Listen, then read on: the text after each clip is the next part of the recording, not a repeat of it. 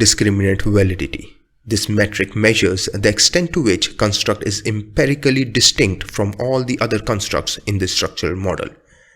Now, each of these constructs in your study must be different from each other. Now, in order to assess that empirically, we use discriminant validity assessment. Now, how do you test your measurement model discriminant validity? Now, this is what we are going to do. We've got the results in summary_simple objects. Now, how do we retrieve it? Let's have a look. Now, let's go back to R, and our output is in summary_simple. Now, this particular summary object here holds the PLS estimated model, that is simple_model. Here it is, what we did here. Look at this. So the estimated model here, the results were stored in this summary object. Now let's retrieve our HTMT values. Let's add a $sign. And what do I want? I want validity. Now let's add another $sign.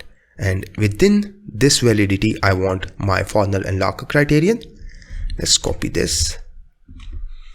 And let's paste this. And let's say within this, now I want HTMT.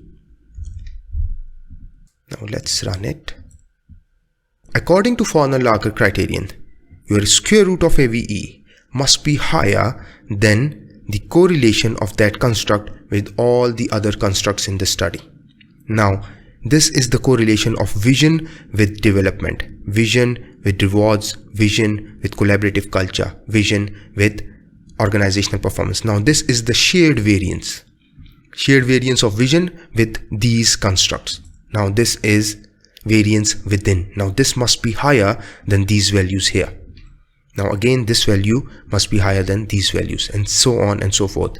Now, these empty cells here, for now, let's call them cells. Now, they can be obviously filled in by these values. So, what is the correlation between development and vision? It's the same as vision and development. Now, in that case, this value here must be higher than the correlation of development with all the other constructs.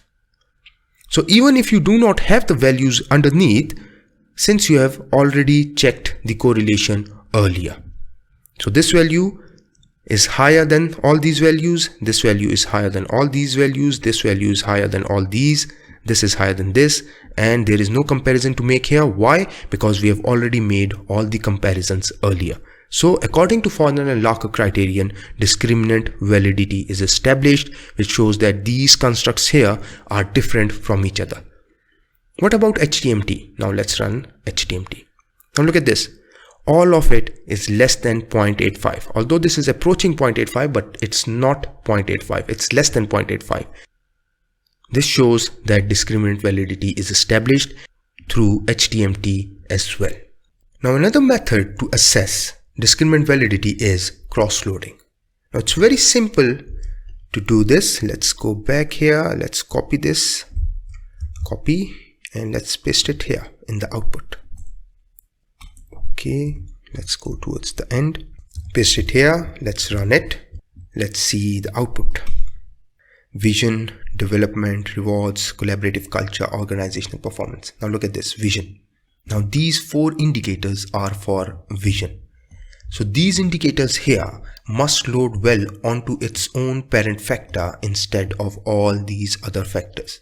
So the loading of the indicator must be high on its parent construct or underlying construct instead of all these other constructs like these ones. Is it high? Yes, 0.910 is significantly higher than all these other constructs. 0.897 is higher than all these other. Now look at this development. Development 1. So where is the parent construct? Here is the parent construct. Now this development 1 is loading well onto its own parent construct instead of vision, rewards, collaborative culture, or organizational performance. Same is the case with rewards, collaborative culture, or organizational performance. All of them are loading well onto their own parent construct. OP1 is loading well onto organizational performance here instead of the other constructs in the study. Now this value here must be higher than all the values or the preceding values here, because this is the last construct and this is showing the loadings for OP. So OP is loading well onto its own construct in comparison to all the other constructs in the study. Now, if that's the case, your discriminant validity is established.